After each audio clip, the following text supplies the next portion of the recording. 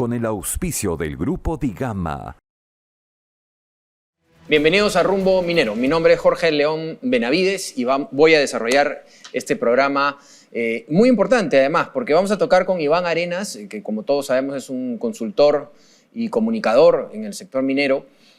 Vamos a tocar con él estos 5 días del estudio de impacto ambiental, que estarían demorando solo 5 días. ¿Será verdad? ¿Será verdad tanta belleza? Vamos a analizar a fondo y técnicamente este tema del estudio de impacto ambiental. También estaremos con Pablo O'Brien, consultor independiente de gestión social y comunicaciones, para que nos comente un poco cómo ha sido esta primera cumbre a nivel nacional de la pequeña minería artesanal en Chala. Vamos a ver cómo van las conversaciones con el tema de la diferenciación entre minería artesanal y la minería ilegal, un tema muy importante de miles de millones de dólares. Se habla de 4.000 millones de dólares al año de movimiento, pues tenemos que ir viendo cómo formalizamos y cómo separamos los artesanales de los ilegales. Bueno, este es un programa muy interesante para todos ustedes, pero vamos a comenzar por las principales noticias mineras de la semana, gracias a Gabriela Chicón.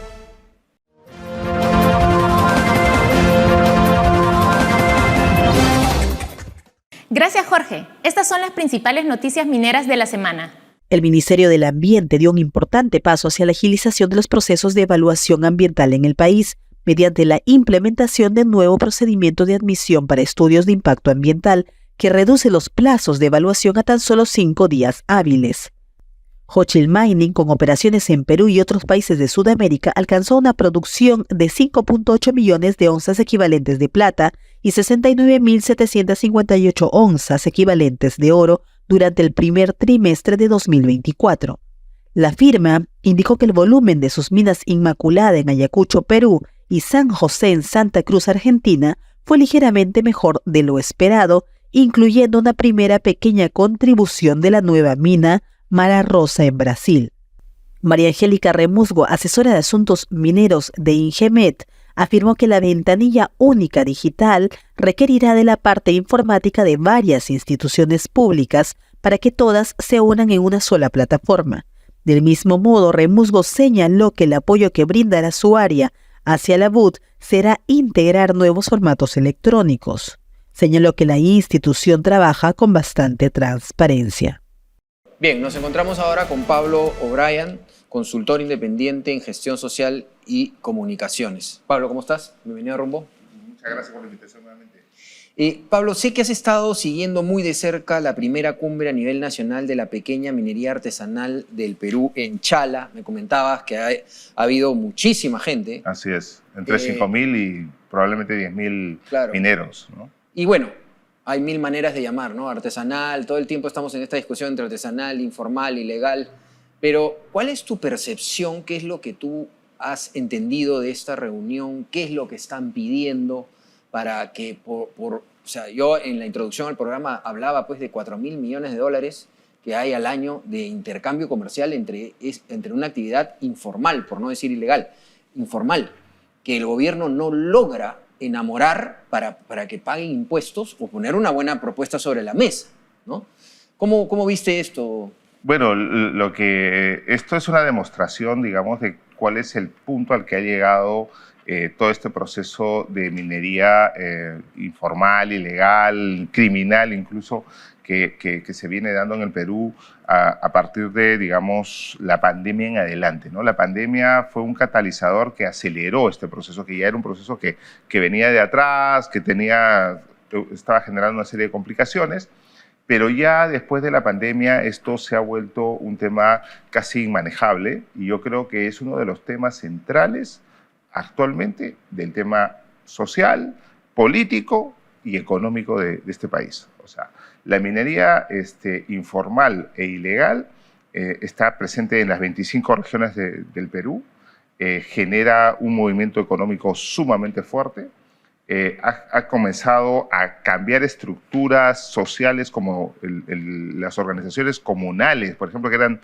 tan bien estructuradas, bueno, las están desintegrando también, o sea, se las está llevando de encuentro. Y por otro lado, están muy fuertemente presentes ahora en la política distrital de las regiones en las que está. Pagando campañas. pagando campañas, o sea, confederación, este evento que hubo el sábado pasado, han estado presentes alcaldes, han estado presentes representantes de gobiernos regionales, han estado presentes congresistas y también candidatos presidenciales. Entonces, tú ya ves aquí una fuerte... Pero están participando de una actividad ilegal, digamos, informal. O sea, ok, es una conversación, pero... Bueno, lo cierto es que es un hecho. Están ahí, ¿no? Y siempre ocurre esto, o sea, cuando ciertos grupos, digamos, sociales y económicos comienzan a tener poder, obviamente quieren ese poder consolidarlo, ese poder económico, a través de también un control político y que se les dé las prerrogativas que ellos esperan. Eso ha ocurrido siempre en la historia, ¿no? Claro, pero en esta reunión, básicamente, ¿qué es lo que ellos piden? Bueno, ellos piden, en primer lugar, que se le acabe todo este tema de persecución contra ellos, ¿no? O sea, que el proceso de formalización se vuelva un proceso permanente. Y el tema, pero si es por formalización permanente, no es formalización. No, es simplemente decirles ya están... Es como que me des el salvoconducto para yo poder hacer minería ilegal. Exacto. Sin ningún problema con la policía. Exacto. O sea, lo que ellos quieren es básicamente eso. Ese es el principal, digamos, pedido. Que se acabe la, si tú quieres, criminalización o persecución contra esta actividad. Entonces, que este proceso sea un proceso permanente. Y el otro tema es el de las concesiones, ¿no? Ellos señalan que las concesiones, hay concesiones ociosas en las que ellos quieren participar. Ahora, el otro día hablando con gente de INGB me decían de que hay concesiones en el Perú que tú puedes acceder y ahorita adquirir, pedirlas, ¿no? Claro. Pedirlas. Pero ellos no quieren esas. Ellos quieren en las que están. En las que hay gente. En las que ya son de otras personas y donde ellos ya han invertido dinero y están trabajando, ¿no? Entonces, o sea, invasiones. Claro.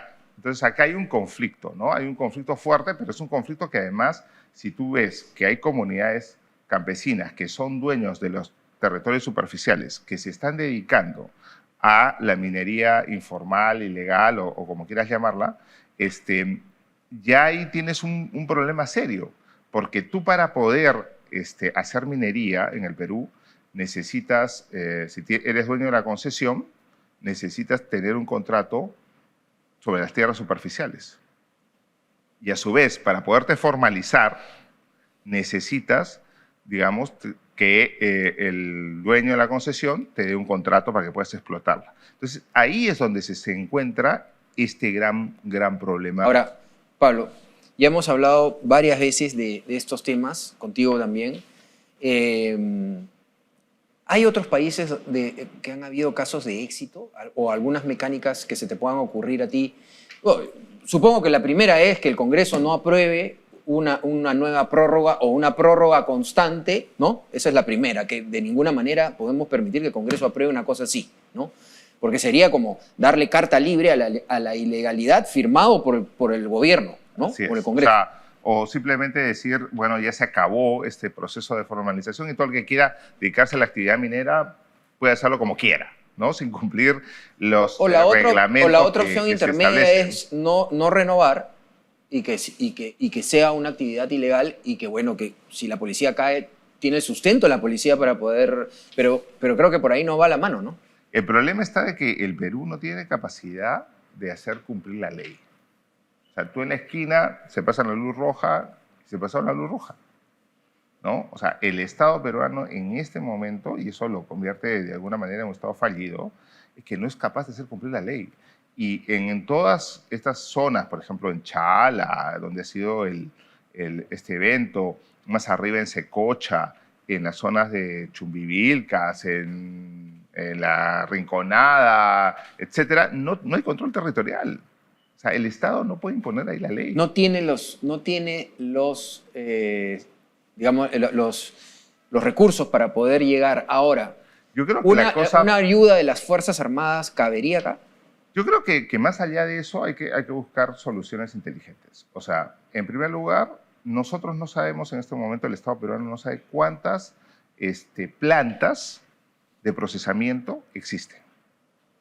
Entonces, en vez de ir a perseguir al medio millón de mineros ilegales, hay que controlar las plantas de, digamos, de producción, ¿no? Que no las puedes mover, pues. Que no las puedes mover. Entonces, y que además se comenzaron a dar a partir de esta ley que se dio en el 2002, ¿no? En la que se señalaba que a partir de 100 toneladas de minería artesanal y que las plantas de concesión les podían dar los permisos a los gobiernos regionales.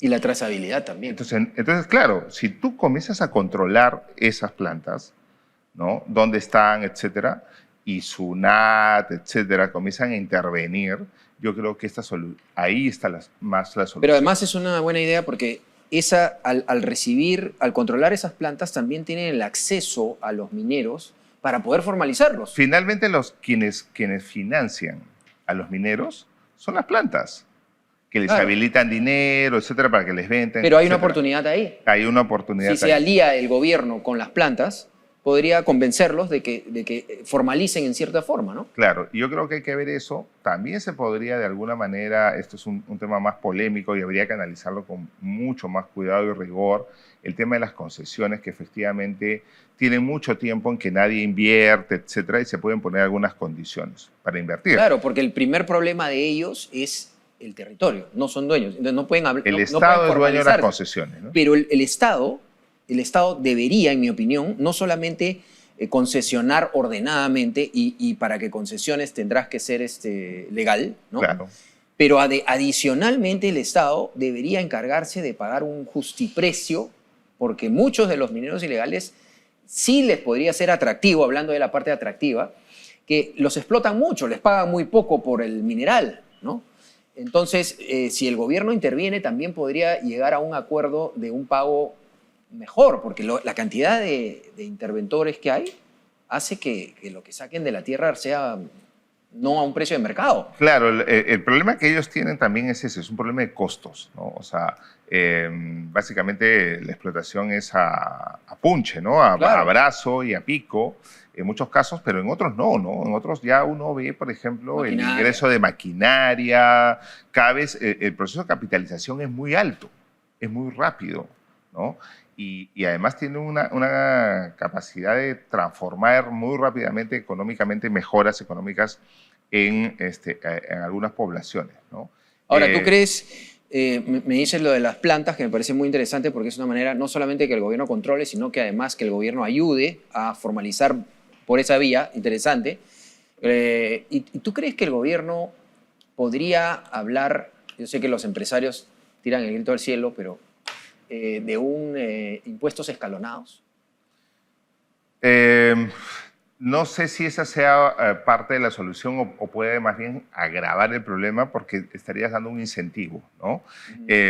Lo que los mineros, por ejemplo, sí estaban pidiendo, que a mí me llamó mucho la atención, es esta situación de un régimen laboral similar al que tenía la agricultura antes de las reformas. O sea, ¿por qué? Porque en realidad ellos no pueden, tienen pues mucha gente trabajando y que ganan por jornal diario básicamente por lo que producen, ¿no? Entonces, querían un régimen de ese tipo, eso era uno de los planteamientos que se hizo en determinado momento, lo cual revela que, y esto también es interesante, ¿no?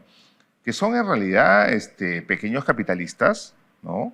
O sea, por ahí no debiera asustarnos tanto. Puede ser de que mucho de su discurso esté, digamos que rodeado, ¿no? De populismo, de nacionalismo, etcétera. Pero en realidad son pequeños capitalistas y esto es una especie de capitalismo salvaje, ¿no? En donde no quiero ninguna regulación, o sea, no quiero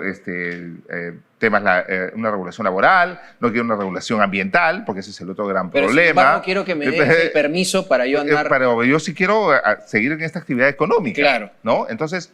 Ahí hay una oportunidad de negociación. Ahí hay una oportunidad de negociación, yo creo, son pequeños capitalistas, pero quieren el capitalismo salvaje, ¿no? O sea, eso es evidente, ¿no? Y eso se demuestra en muchas partes. En el transporte pasa exactamente lo mismo. No quiero pagar peaje, no quiero que me regule la ATU, yo quiero ir por las vías donde quiera, en el auto que quiera, no importa si los pasajeros se matan en el camino, no importa, yo quiero ganar plata, Claro. Es para ganar plata. Pero, no es un servicio público. Claro, esa es un poco la idiosincrasia que tenemos, pero la cultura combi, ahora ¿no? lo que tú estás diciendo me parece interesante porque tenemos que darle la vuelta al tema. Sí. Tenemos que darle la vuelta al tema. Y la única manera es que ellos estén interesados en una propuesta que por lo menos, por ejemplo, las últimas propuestas se formalizaban e inmediatamente los daban de baja, en gran cantidad, ¿no?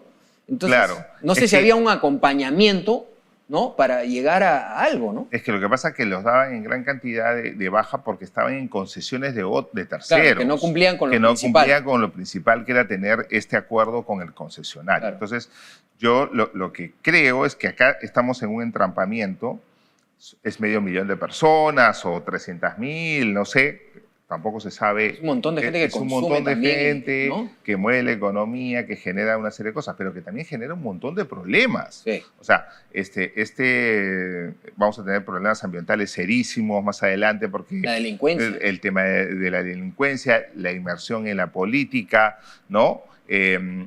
Todos estos fenómenos, la delincuencia, la prostitución, el tráfico de blancas, de niños, el tema laboral, ¿me entiendes? Entonces, sí se necesita ordenar esto y se necesita ordenarlo bien y que se cumpla, pero creo que hay que sincerar el tema. Esto pasa por un proceso, necesariamente estamos en democracia, de negociación, pero con también temas de imposición de la ley y el Estado tiene que tomarse en serio esta situación de que no puede tener territorios liberados, ¿no? En donde, donde hay actividades económicas ilícitas y una serie de atropellos a los derechos humanos, ¿no? Claro. Entonces necesitamos resolver estos problemas de una buena vez y creo que hay que comenzar a tomar el toro por las astas porque este es un tema que va a ser muy gravitante en la historia del Perú. Ya lo es y lo va a ser en los próximos años, ¿no?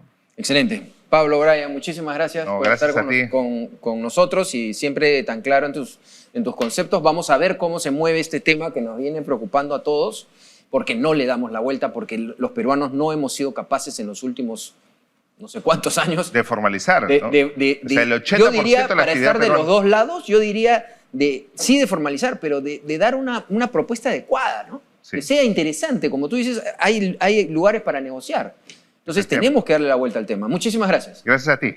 Bien, vamos ahora con Gabriela Chicoma y Expomina. Adelante, Gabriela. Muchas gracias. Expomina Perú, el encuentro minero más grande e importante del 2024 con 16 años de trayectoria, con la participación especial de Estados Unidos como país minero invitado. Expomina Perú es el único evento peruano certificado por el Departamento de Comercio de los Estados Unidos. No se quede fuera y forme parte de este gran evento minero. Separe su stand en Expomina Perú. Para mayor información, visite nuestra web www.expominaperú.com. Cotecna is a world-leading testing, inspection, and certification company. Our network of experts provides a range of supply chain services across 5 key industries. In metals and minerals, we enable better efficiencies in the mining, storage, and trade of commodities, from producer to end user. Cotecna. Trust for a moving world.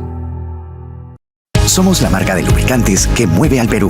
Desde las motos que recorren las calles, hasta las maquinarias que operan en las minas. Desde los autos que te llevan a tu destino, hasta los más veloces del mundo, que necesitan un rendimiento óptimo. Móvil está presente en todos los sectores, ofreciendo lubricantes de alta calidad que cuidan el desempeño de tus equipos. Porque tu motor necesita el mejor aliado para estar en las mejores condiciones. Móvil, el lubricante número 1 del Perú. Bien, entrando a nuestro bloque American Mining, nos enlazamos a Nueva York directamente con José González desde Wall Street, editor internacional de nuestra revista Rumbo Minero, para hablar de temas bien interesantes como son Anglo American en la mira de BHP y rumbo a Expomina. José, ¿cómo estás? Bienvenido. Muy bien, Jorge, gracias. Encantado siempre estar con ustedes. José, la semana pasada los mercados financieros y el mundo corporativo minero fueron sorprendidos por la inesperada oferta de BHP Group a fin de adquirir Anglo American PLC, adquisición que cimentaría a BHP como la mayor productora de cobre del mundo. El anuncio coincidió con cotizaciones en el cobre que excedieron los $10.000 la tonelada, nivel que no había alcanzado desde principios del 2022. ¿Cuál es el estado de la negociación? ¿En qué está esta oferta? Sabemos que una primera etapa fue rechazada, una primera oferta, pero ¿ves que se va a llegar a un acuerdo? Cuéntanos un poco. Es así, Jorge. La propuesta de BHP por Anglo American no solicitaba valor a la compañía en $39.000 millones y ha sido rechazada en principio por Anglo American por insuficiente, con los mercados financieros esperando, sin embargo, que BHP mejore la oferta. Anglo American, listada en la Bolsa de Valores de Londres, tiene una capitalización de mercado de $40.000 millones. Después de la oferta subió 16% la acción y tiene una estructura compleja en la medida que produce cobre en Perú y Chile, platino, diamantes vía De Beers, es accionista mayoritario, el mayor productor de diamantes del mundo, carbón, potasa y concentrados de hierro y acero en Sudáfrica. BHP ha solicitado en su oferta que la división de concentrados de hierro y de platino sean desincorporadas antes de cualquier adquisición y se espera que disponga de otras divisiones en la medida que su principal interés está centrado en la producción de cobre. Anglo American había sido considerado objetivo de adquisición en la medida que su valor de mercado ha caído 50% en los dos últimos años en función de problemas en sus minas, con caída de producción y aumento en costos, dificultades en su negocio de fertilizantes, caída en las cotizaciones de diamantes y platino y cuellos de botella de logística en Sudáfrica. En función de tales problemas, la oferta de BHP bien podría, por otro lado, generar lo que se llama en inglés un bidding war, una competencia entre adquirientes, y se especula que los interesados son Glencore, Rio Tinto, Barrick, Vale de Brasil, Vedanta de India y Zijin de China. BHP había considerado adquirir Freeport-McMoRan o Glencore antes de optar por Anglo American.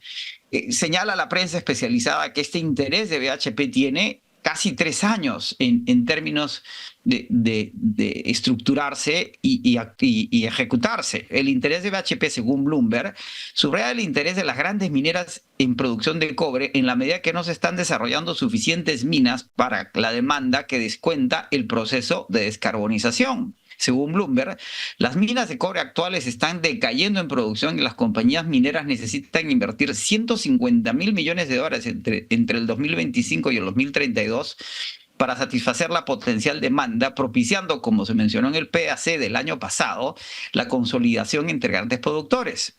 De allí que las cotizaciones del cobre hayan superado los $10.000 la tonelada esta semana. No hay en este momento un desnivel entre oferta y demanda. Los mercados están mirando hacia adelante. Y BlackRock, el fondo de inversión más grande del mundo, ha señalado que las cotizaciones deben superar los $12.000 la tonelada para promover el desarrollo de nuevas minas. El cobre en el centro de la atención de los mercados financieros y los mercados mineros. De acuerdo. Cambiando de tema y entrando ya a tú como coordinador de Confemin, de la conferencia, gran conferencia minera que se va a llevar a cabo en Expomina, en nuestra feria, en septiembre, del 11 al 13 de septiembre. Cuéntanos un poco sobre uno de los foros que está dando mucho que hablar en estos años, como es el Foro de Líderes para la Minería del Futuro.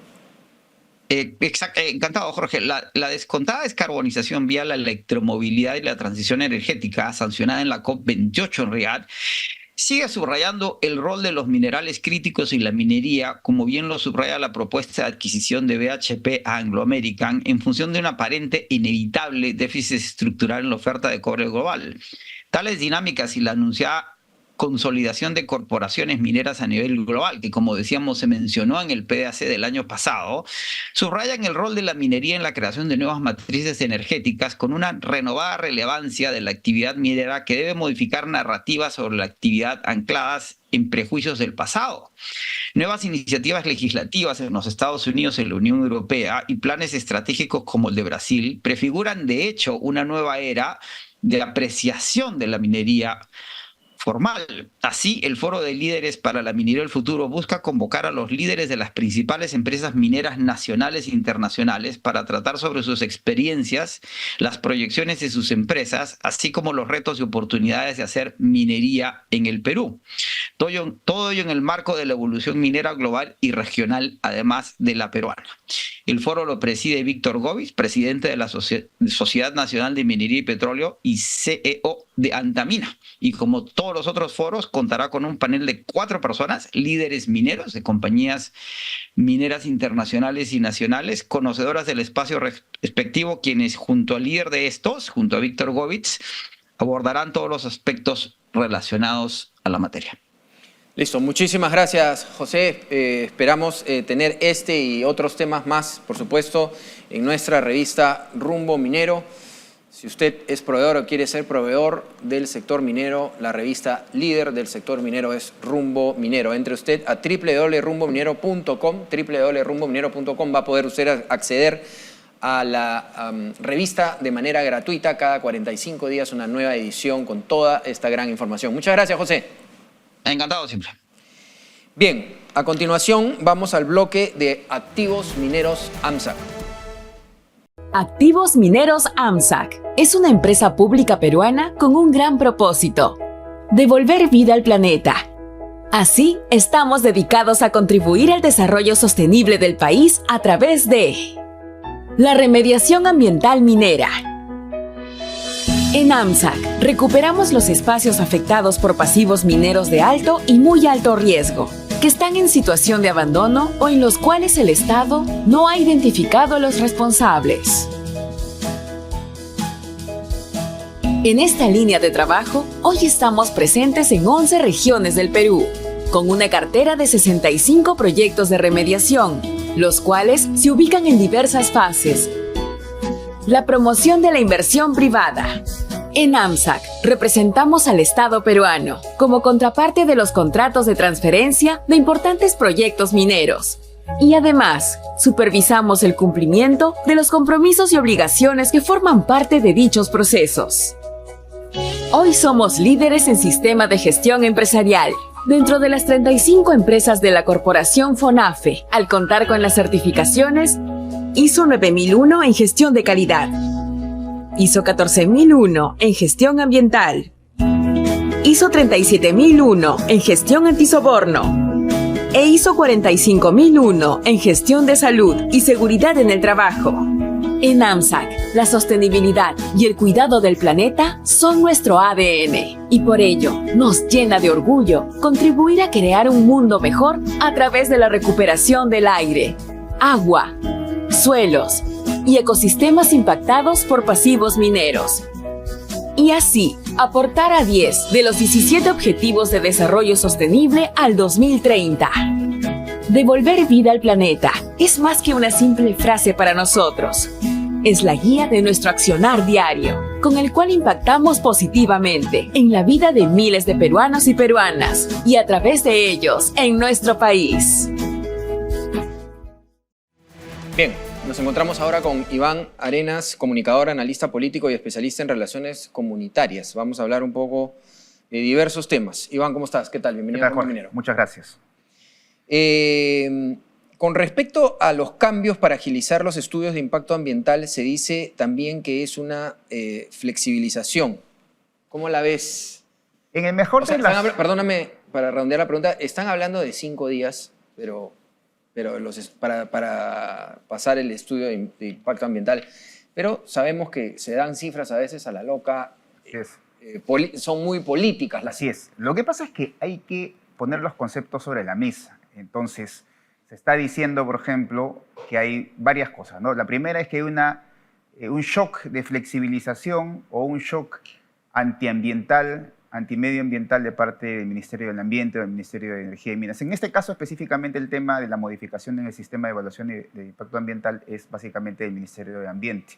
Pero lo que dice es que se reduce a 5 días hábiles la admisión del estudio de impacto ambiental. Nunca dice la revisión del estudio de impacto ambiental. Esto es importante poder decirlo, porque quienes han salido al frente, es decir, algunas la admisión, o sea, solamente presentarlo. Es que, mira, ve, lo que pasa es que según el sistema actual, sería en realidad en 10 días debería demorarse, pero normalmente eso demora 6 meses. ¿Por qué se demora 6 meses? Se demora porque quien hace el trámite, quien admite el trámite, se toma la discrecionalidad, y eso es importante decir una palabra importante, de poder revisar si los términos de referencia están sujetos, o el estudio de impacto ambiental está sujeto a los términos de referencia. En efecto, debería revisarlo debería revisar la forma, pero no debería revisar el fondo, porque el fondo es una evaluación del sistema de evaluación de estudio de impacto ambiental que es más profundo, que no debería hacerlo en el trámite de admisión, sino deberían hacerlo específicamente en el segundo trámite, que es el trámite de la evaluación ¿Es propiamente posible dicha. hacerlo en 5 días? Sí, claro, porque es una admisión inmediata. Porque es una, claro, porque tú presentas un O sea, documento. los 6 meses es una burocracia innecesaria. Completamente, pero por eso te digo, el tema de admisión, admitir, o sea, tú vas, es como tú Sí, vas a sí, un documento, sí. te dicen, señor, vuelva usted mañana, es como esta hora, ¿no? Pero y se demoran 6 meses. La aprobación es otra cosa. La aprobación es otra cosa, porque la aprobación incluye una evaluación de parte de muchísimas instituciones, pero una cosa es evaluación. Nadie dice, ni en ese cambio, dice que se van a evaluar en 5 días. Es una irresponsabilidad decir que se van a evaluar en estudio de impacto ambiental. Están confundiendo. Es un trámite de admisión simplemente dicho, que antes eran, como te digo, a 10 días, Bueno, sin pero embargo se corta. tomaban a 6 meses, pero lo que pasa es que antes, y eso es una cosa importante decirlo, antes eran de 10 días, según la discrecionalidad del tramitador, pero ahora serán a 5 días y está ya está normado bajo la ley que se ha cambiado, ¿no? Entonces, debería ser en 5 días de acuerdo a la ley, debería ser a partir de ahora, pero como te digo, lo que se va a admitir es, y es importante decirlo, es el trámite de admisión del estudio de impacto ambiental, no es de la evaluación. O sea, la evaluación del estudio de impacto ambiental va a demorar lo mismo que demora siempre.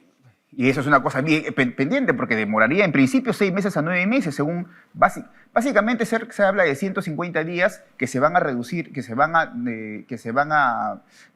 no a reducir, que se van a cumplir, o que se deben de cumplir los 150 días. 156 días, si no me equivoco. Pero ¿sabes cuánto se demora? Se demora cerca de 4 a 5 años, una revisión de estudio de impacto ambiental. Y una modificatoria se demora tanto así. Entonces, la idea es que vuelva a ser, según el trámite legal, según el trámite específico, de acuerdo a la ley y a la normativa, debería ser entre 150 días a 160 días a lo mucho, pero se demoran 4 o 5 años. Entonces, no podemos hacer eso. Allí, lo que te digo, es importante que el Ministerio de Energía y Minas, con el Ministerio como diferentes ministerios, traten de impulsar lo que se llama la ventanilla única. Me da la impresión, Iván, que el gobierno está buscando en minería como que algunos datos pequeños que puedan sonar más grandes de lo que son, como la ventanilla única.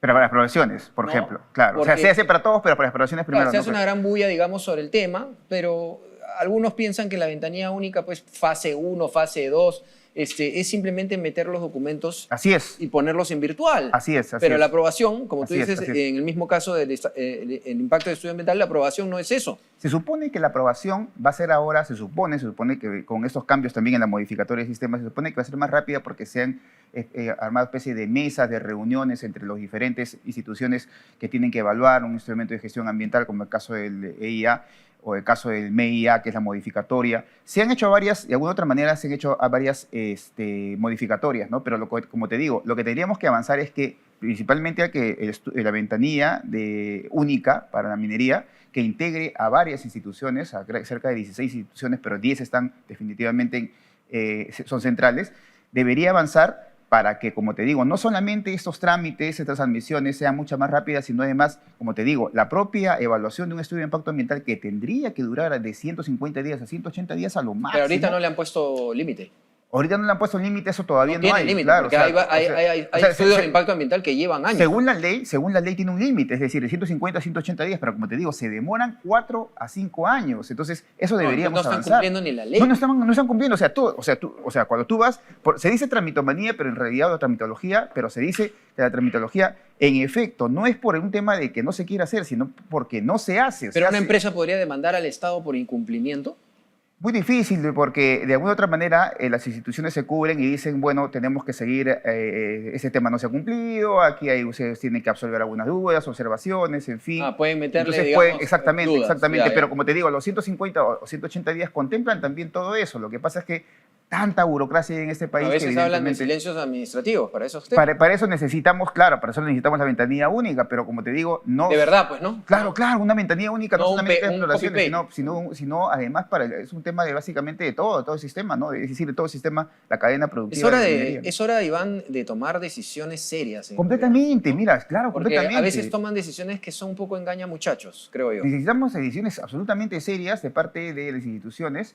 Necesitamos que se ponemos a actuar ya, ¿no? Y si no lo podemos hacer, vamos a dejar de aprovechar enorme oportunidad que Perú tiene con respecto al cobre, fundamentalmente, ¿no? Vamos a cambiar radicalmente de tema. El tema de el postulante, por lo visto, Antauro Humala, ha dado declaraciones, primero de un completo desconocimiento de la minería peruana, no tiene la más mínima idea, como ya estamos acostumbrados a declaraciones de él, pero preocupantes porque es no sé si llamarlo candidato porque creo que no lo puede ser, pero por lo menos es un grupo político radical que además tiene muy claras sus ideas peligrosas contra la minería peruana, ¿no?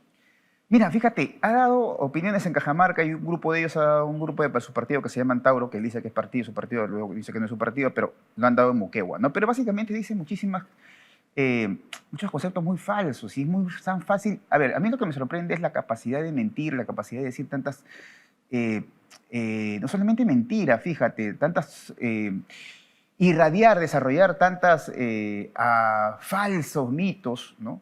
Saca números de donde sea, saca de que la minería en general dice producen 180 toneladas de oro, eso no está probado. O sea, hay 170 toneladas que produce, por ejemplo, la minería informal, y esos 120 son de la minería informal propiamente dicho porque pasan por la SUNAT y 50 se van por Bolivia. Es decir, datos así más o menos existen, pero lo que no existen es los datos que ha dicho él. Luego ha dicho que va a nacionalizar la minería transnacional. No se da cuenta que en la minería, o sea, es un disparate decir lo que ha dicho. Segundo, ha hablado de la minería ilegal como si la minería ilegal fuera también la minería en vías de formalización. Ha hablado de la minería informal y solamente... Que la va a abrir, ¿no? Que la va a abrir, que la va a apoyar, pero en la minería... Acuérdate tú que en la minería informal, es decir, en los que están dentro del REINFO, cerca de 80.000, cerca del 60% son básicamente payaqueros, son productores ambulantes, y con esos no se puede formalizar, es muy difícil. Entonces, no conoce absolutamente nada del tema, ni de propia minería moderna, ni de la minería informal, y lo que me causa a mí desazón es que él intente representar un mundo que él no conoce, y que es un mundo en el que él está en un contrasentido absoluto, porque él básicamente él dice, para ser de izquierda en el Perú tenemos que ser nacionalistas, entonces debemos de tomar de que él es de izquierda. Pero hay otro tema acá, que el pensamiento de izquierda no básicamente está dentro, inoculado, enraizado en el pensamiento del capitalismo popular minero. El capitalista popular minero, el emprendedor minero que es informal o que está en vía de formalización y quiere formalizarse, no tiene nada que hacer con Antauro Humala. Antauro Humala representa la nacionalización, la estadolatría, la burocratización salvaje. Probablemente esté buscando recursos para su campaña. Probablemente, como varios políticos.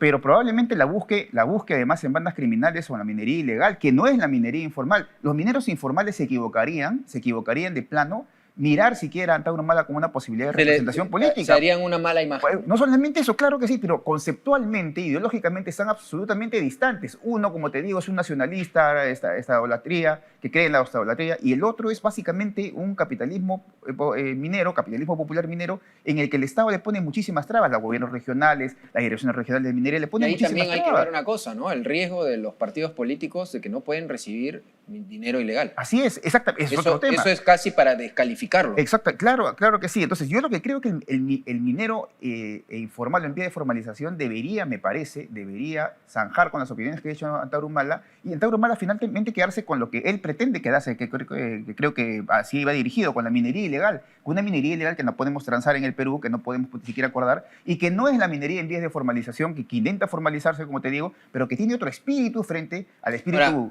Iván, nuevamente la minería maltratada en las campañas políticas, ¿no? Usada de carne de completamente, cañón, ¿no? Claro que sí. O sea, tú vas a pensar, mira... La minería formal, me refiero. La minería formal, la minería moderna, la minería que respeta los estándares sociales, ambientales, la minería moderna en este país, que ha hecho de este país competitivo, que ha reducido pobreza, que ha generado una enorme clase media.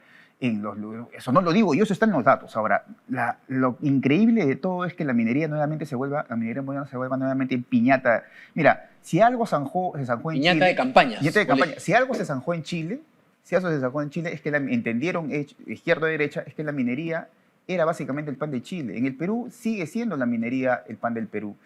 Y acá la izquierda denosta la minería y algunos sectores liberales tampoco quieren meterse en el tema, a pesar de que la minería genera PBI, es cerca de 14%, si tomas a los proveedores con todo, cerca de PBI, en fin, solamente una operación minera es capaz de producir cerca de 1% del PBI, más de $2.000 millones. Entonces, La minería ha generado tanto desarrollo, hay un milagro agroexportador y un milagro minero en el Perú, y sin embargo, estos dos puntales y fundamentalmente la minería no tiene una representación clara, ni nadie pone el pecho por decir que este es un país minero de todo, es un país de pequeño, de mediano y de grande. Iván, tú como especialista analista político, especialista en relaciones comunitarias además, conoces a las comunidades del Perú, has caminado mucho el Perú. ¿Cómo te sientes como peruano al ver que hay tanto dinero en la informalidad? Se habla de 4.000 millones de dólares.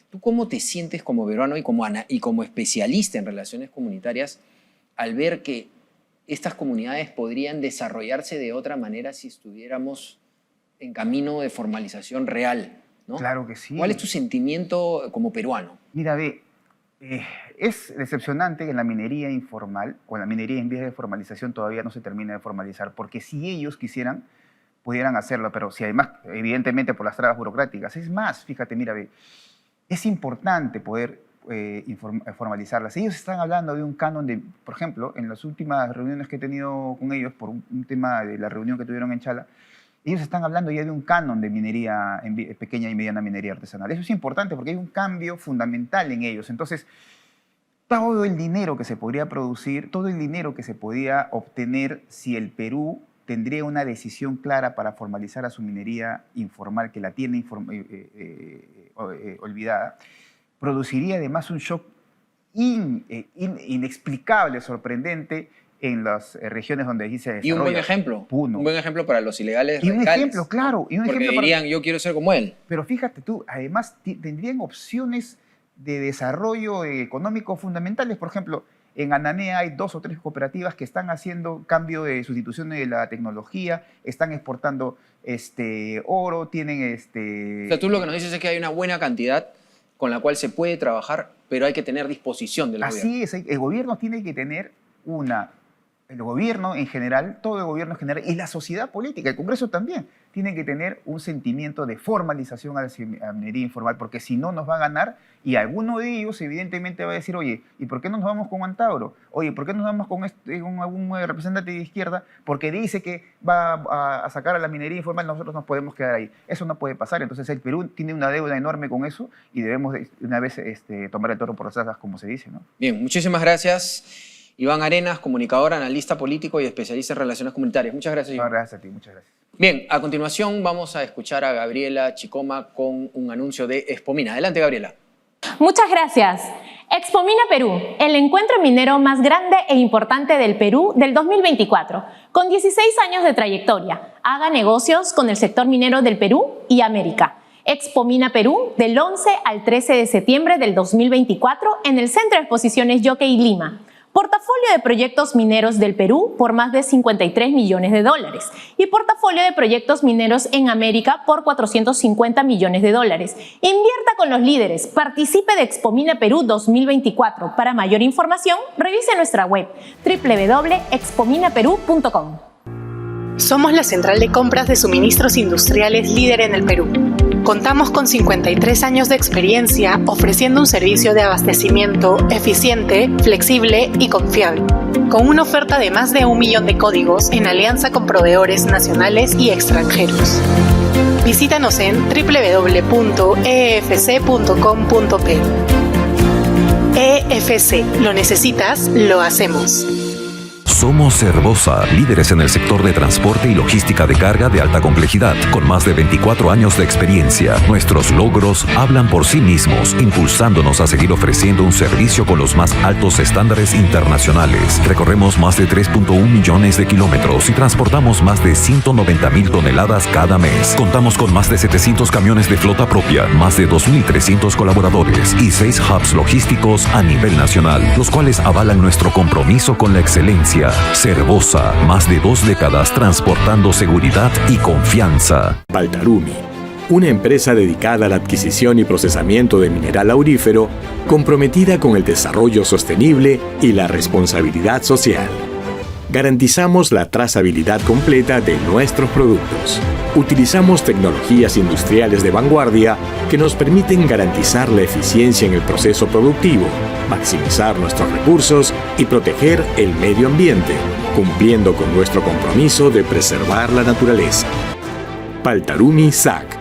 Juntos estamos mejor. Bien, llegando al final del programa, nuestros dos analistas, Pablo Bryan e Iván Arenas, nos hablan de la minería ilegal, pero además nos hablan de lo peligroso que es que se maltrate a la minería formal constantemente en las campañas políticas.